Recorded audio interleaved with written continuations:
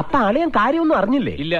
എന്നാൽ ഇനി ഞാനത് പറയാം. തെരഞ്ഞെടുപ്പിന്റെ തലേന്ന് വടകരയിലെ LDF സ്ഥാനാർത്ഥി KK ശൈലജ ടീച്ചർ കാഫിറാണെന്നും നമ്മളിൽ പെട്ടവരല്ലേ വോട്ട് ചെയ്യേണ്ടത് എന്നുമുള്ള ആശയം പ്രചരിപ്പിക്കുന്ന സന്ദേശം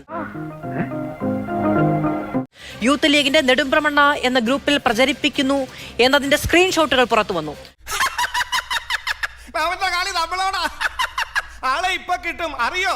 വാ കാണാം. ആര് എന്തിനിത് ചെയ്തു? വടകരയിൽ കലാപം ലക്ഷ്യമിട്ടു. വിദ്വേഷത്തിന്റെ വിളവെടുക്കാൻ നോക്കിയതാരാണ്? പോരാളിമാർ വെളിച്ചത്ത് വരും. നിങ്ങളെ അത്ര പെട്ടെന്ന് കീഴ്പ്പെടുത്താൻ കഴിയില്ല എന്നവർ മനസ്സിലാക്കിയിരിക്കില്ല. അല്ല, അത് ഞങ്ങൾ തുടക്കത്തിൽ തന്നെ വ്യക്തമാക്കിയിട്ടുള്ളതാണല്ലോ. ഇത് ആരാണിത് നിർമ്മിച്ചത് എന്നുള്ളതിനെ സംബന്ധിച്ച്, ആരാണിത് പ്രചരിപ്പിച്ചത് എന്നുള്ളതിനെ സംബന്ധിച്ച് കൃത്യമായിട്ടുള്ള അന്വേഷണം നടക്കണം. അതെ അതെ, നിലപാട് തന്നെയാണ് ഞങ്ങൾക്കുള്ളത്. അല്ല, സ്വാഭാവികമായിട്ടും ഞങ്ങൾ ഇതിനകത്ത് ആദ്യഘട്ടത്തിലെ പരാതി നൽകിയിട്ടുണ്ട്. അണ്ണാ നോണാണെങ്കിൽ കേൾക്കാൻ നല്ല രസമുണ്ട്. അല്ല, ഇത്രയും വലിയ പ്രശ്നമുണ്ടായിട്ട് ഒരു മിനിറ്റ് ശ്രീ PM മാഷ്, അതായത് KK ലതികയോട് നിങ്ങൾക്ക് എവിടെ നിന്നാണ് ഇത് കിട്ടിയത് എന്ന് സംബന്ധിച്ച് പാർട്ടിക്ക് ഒരു അന്വേഷണമാകാം.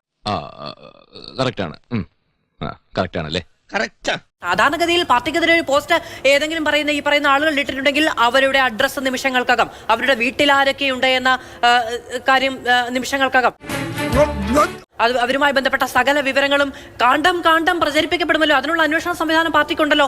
സ്വന്തം നേതാവിനോട് നിങ്ങൾക്ക് ഇത് എവിടെ നിന്നാണ് കിട്ടിയത് എന്ന് ചോദിച്ചാൽ തീർന്ന പ്രശ്നമല്ലേ? അങ്ങനെ ഈ പറഞ്ഞ ആളുകളുടെ വീട്ടിലെ വിവരങ്ങളൊക്കെ അന്വേഷിക്കാൻ വേണ്ടി കഴിയുന്ന, അന്വേഷിച്ച് നിമിഷ നേരങ്ങൾക്കൊക്കെ അറിയാൻ വേണ്ടി കഴിയുന്ന ഒരു സംവിധാനം എന്തായാലും ഞങ്ങളുടെ പാർട്ടിക്കുള്ളതായിട്ട് എനിക്കറിവില്ല. അങ്ങനെയൊക്കെ വഴിയില്ലോ. ഞങ്ങൾക്കാർക്കും അറിവില്ല. അറിവുണ്ടാകുമായിരിക്കും. ആ അറിവ് ലഭ്യമായ ഇടം എവിടെയാണോ അവിടെ നിങ്ങൾ അന്വേഷണം നടത്തി അതിനകത്ത് മറുപടി. KK ശൈലജയ്ക്കെതിരെ ഒരു പോസ്റ്റ് വന്നു എന്ന്, ഇത് UDFന്റെ ഫാക്ടറിയിൽ നിന്നുണ്ടായതാണ് എന്നതടക്കമുള്ള കാര്യങ്ങൾ പറഞ്ഞുകൊണ്ട് KK ശൈലജ വാർത്താ സമ്മേളനം നടത്തി. ആ പോസ്റ്റ് താഴെയിട്ടിരിക്കുന്ന കമന്റുകൾ ആരുടേതാണ് എന്ന് അങ്ങേക്കറിയാം. അങ്ങ് ചർച്ചയുടെ തുടക്കത്തിൽ പറഞ്ഞില്ലേ? അപ്പൊ ആ അന്വേഷണ സംവിധാനം ഇല്ലാണ്ടാണോ? ചേട്ടന് ഇതിനെപ്പറ്റി വലിയ ധാരണയില്ലല്ലേ? ഒരു യൂത്ത് കോൺഗ്രസിന്റെ ദേശീയ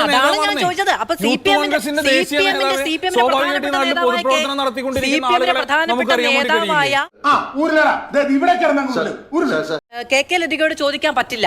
യൂത്ത് കോൺഗ്രസിന്റെ പ്രധാനപ്പെട്ട നേതാവായ ആളുടെ വിവരങ്ങൾ നിങ്ങൾക്ക് ശേഖരിക്കാൻ പറ്റും. ഞാൻ എന്റെ കാര്യമാണ് പറഞ്ഞത്. ഞാൻ പറഞ്ഞ പോലെ ആണോ? ഭയങ്കര താഴെ വരുന്ന കമന്റുകൾ ആരുടേതാണ്? തെരഞ്ഞെടുപ്പുമായി ബന്ധപ്പെട്ട് അവർ മറ്റു രാഷ്ട്രീയ പാർട്ടികളുടെ ഏത് ഘടകത്തിൽ പ്രവർത്തിക്കുന്നതാണ്? നന്നായിട്ട് അറിയായിരുന്നു ഈ തൊണ്ടേക്കറി. അങ്ങനെയല്ല, ഈ തെരഞ്ഞെടുപ്പ് അല്ല ഞാൻ പറഞ്ഞ അല്ലല്ല, അങ്ങനെ പറഞ്ഞു പോലെ ഈ തെരഞ്ഞെടുപ്പുമായി നീ കിടന്നങ്ങനെ ഉരുളൊന്നും വേണ്ട. വിവിധ ചാനലുകളുടെ പോസ്റ്റുകൾക്ക് കീഴിൽ നിരന്ന അശ്ലീല കമന്റുകൾ, കേട്ടാൽ അറയ്ക്കാൻ വേണ്ടി കഴിയാത്ത കമന്റുകൾ, ഉറപ്പുളവാക്കുന്ന കമന്റുകൾ. മതി ഗോപാലകൃഷ്ണ, മതി. എനിക്കിപ്പോ അവരെ കാണണം. എനിക്ക് അവരോട് പ്രതികാരം ചെയ്യണം. ഞാൻ ഈ പറഞ്ഞ വ്യക്തിയുടെ ഈ വ്യക്തിയുടെ കമന്റ് ഉൾപ്പെടെ വെച്ച് ഞാൻ ഫേസ്ബുക്കിൽ പോസ്റ്റ് ഇട്ടിട്ടുള്ളതാണ്. നീ അങ്ങനെയല്ലല്ലോ നേരത്തെ പറഞ്ഞത്. ഇദ്ദേഹം ഒരു ലൂസായി പോയി, മാറ്റി പറഞ്ഞുകൊണ്ടിരിക്കും. അപ്പോ ഇങ്ങനെ ഞങ്ങൾ ഇതൊന്നും അന്വേഷിച്ചു പോകുന്നില്ല എന്ന് പറയരുത്. ആ അന്വേഷിച്ചു പോകുന്ന വഴിക്ക് സ്വന്തം മുൻ MLA KK ലതികയോട് എവിടെ നിന്നാണ് അങ്ങേക്ക് ഈ പോസ്റ്റ് കിട്ടിയത് പാർട്ടിക്ക് അന്വേഷിക്കാൻ പറ്റില്ലെന്ന് ചോദിച്ചുള്ളൂ. ഇവിടുത്തെ തെരഞ്ഞെടുപ്പിന്റെ സമയത്തുണ്ടായ തിരിച്ചടി, അതിൽ സൈബർ വിങ്ങുകൾ ഉണ്ടായ പങ്ക്, ഇതൊക്കെ വിലയിരുത്തിയുള്ള ഒരു ആത്മപരിശോധന തിരുത്തൽ എന്ന നിലയ്ക്കാണ് ഇവിടെ ചർച്ചകളൊക്കെ പുരോഗമിച്ചത്. പക്ഷേ ഈ രണ്ട് പേരുകൾ, അമ്പാടിമുക്ക് സഖാക്കളെന്നും പോരാളി ഷാജി എന്നും കേട്ടാൽ ഇടത് വിങ് എന്നറിയാത്തവരാരും സമൂഹ മാധ്യമങ്ങളിൽ ഇല്ല എന്നാണ് ഞാൻ മനസ്സിലാക്കുന്നത്, വിചാരിക്കുന്നത്. വേണേ തള്ളി പറയാം കേട്ടോ. സത്യമാണെങ്കിലും എനിക്ക് അംഗീകരിച്ചു കൊടുക്കാൻ പറ്റുമോ? നേരത്തെ ഡോക്ടർ ജിൻഡോ ജോൺ പറഞ്ഞു മുൻകൂർ ജാമ്യം എടുക്കലായിരുന്നു കഴിഞ്ഞ ദിവസത്തെ തള്ളി പറയാൻ, മറ്റൊരു ആത്മപരിശോധനയല്ല, തിരുത്തല്ല എന്നാണ് ചോദിക്കുന്നത്. ഇതിനാണ് അവനവൻ പാരാന്ന് പറയുന്നത്. ഇതില് ഒരു മുൻകൂർ ജാമ്യത്തിന്റെയും കാര്യമില്ല. കമ്മ്യൂണിസ്റ്റ് പാർട്ടി ഓഫ് ഇന്ത്യ മാർക്സിസ്റ്റിന്റെ ഔദ്യോഗിക സോഷ്യൽ മീഡിയ ഹാൻഡിലുകൾ ഏതൊക്കെ എന്നുള്ളതിനെ സംബന്ധിച്ച് നിങ്ങൾക്കൊക്കെ ബോധ്യം ഉണ്ടാവും. അതിന്റെ അപ്പുറത്തേക്കുള്ള ഔദ്യോഗിക ഹാൻഡിലുകളൊന്നുമില്ല. പണ്ഡിതനാണെന്ന് തോന്നുന്നു. സോഷ്യൽ മീഡിയക്കകത്ത് ഈ പറഞ്ഞ പോലെ ഇടതുപക്ഷത്തിന് വേണ്ടി, CPIM-ന് വേണ്ടി ഇടപെടൽ നടത്തുന്ന, പ്രചരണം നടത്തുന്ന നിരവധി ലക്ഷക്കണക്കിന് വരുന്ന ആളുകൾ ഈ നാട്ടിലുണ്ട്. സ്വാഭാവികമായും ഈ ആളുകൾ എങ്ങനെയായിരിക്കണം സോഷ്യൽ മീഡിയക്കകത്ത് ഇടപെടേണ്ടത് എന്നതിനെ സംബന്ധിച്ച് പാർട്ടിക്ക് വളരെ വ്യക്തമായിട്ടുള്ള കാഴ്ചപ്പാടുണ്ട്.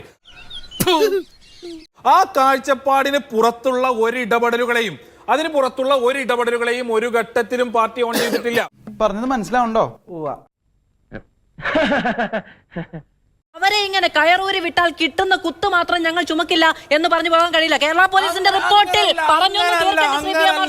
പറഞ്ഞൊന്ന് തീർക്കട്ടെ. ഈ കാര്യത്തിൽ എനിക്ക് വിയോജിപ്പുണ്ട്.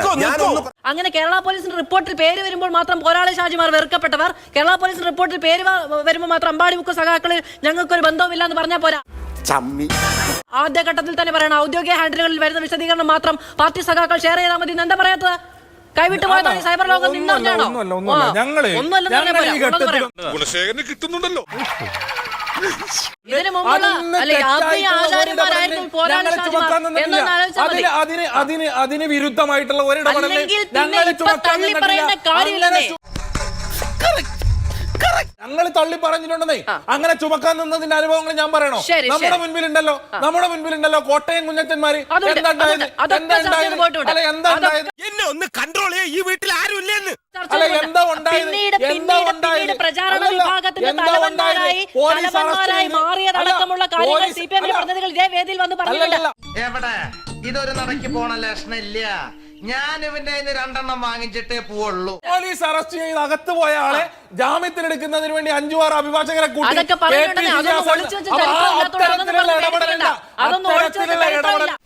സൂക്ഷിച്ച് സംസാരിച്ചില്ല എന്റെ വിധമാറും. ആളാരാണെന്നൊന്നും ഞാൻ നോക്കൂല. Mind your words. പോലീസിന്റെ റിപ്പോർട്ടിൽ പരാമർശമുള്ളപ്പോൾ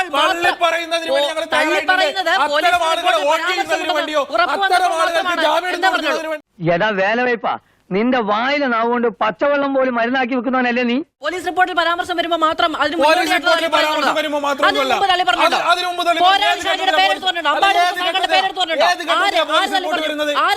ഈ കള്ളം പറയുന്നതിനും പ്രവർത്തിക്കുന്നതിനും ഒക്കെ ഒരു ടെക്നിക്ക് വേണം. ശരി സാർ, അതാദ്യം പഠിക്കണം നീ. ആ പോലീസ് റിപ്പോർട്ട് വരുന്നതിന് മുൻപല്ലേ ഈ പോലീസ് റിപ്പോർട്ട് വരുന്നത് കേരള പോലീസിൽ നിന്നാണല്ലോ. കേരള പോലീസ് ആഭ്യന്തര വകുപ്പിന് കീഴിലാണല്ലോ. ഇനി ഇവിടെ നിന്നാൽ എന്റെ പണി പോവും. അപ്പൊ അതിന് തൊട്ട് മുമ്പുള്ള ഈ മുൻകൂർ ജാമ്യം എടുക്കൽ ചോദിച്ചു വാങ്ങണ്ടായിരുന്നു. അതും കൊങ്ങയ്ക്ക്. CPM സംസ്ഥാന യോഗത്തിനകത്ത് വെച്ചിട്ടാണോ കോടതിയിൽ സമർപ്പിക്കുക? അതെനിക്കറിയില്ല. പക്ഷെ ആഭ്യന്തര വകുപ്പിന്റെ പോലീസാണെന്നറിയാം. മുൻകോപിയാ, ചെറിയ മൂലക്കുറിന്റെ അസ്കിതണ്ടേ, അതൊന്നും പ്രശ്നമാക്കണ്ട. മാധവയുടെ ബോധ്യമൊന്നുമല്ല. ആ ബോധ്യം എപ്പോൾ എങ്ങനെ വെളിപാടായിട്ടുണ്ടായി എന്നൊരു ചോദ്യമാണ് കേട്ടോ. അതൊരു വെളിപാടാണ് എന്ന് വിശ്വസിച്ച് മുന്നോട്ട് പോകട്ടെ കേരള സമൂഹം. കിട്ടേണ്ടതൊക്കെ കിട്ടിയല്ലോ, സമാധാനമായല്ലോ. ഇനി സ്വസ്ഥമായിട്ട് വണ്ടി ഈ റോഡിൽ പോട്ടെ. എന്നാ ഞങ്ങൾ അങ്ങ് ഇറങ്ങട്ടെ. ആയിക്കോട്ടെ, സന്തോഷായി.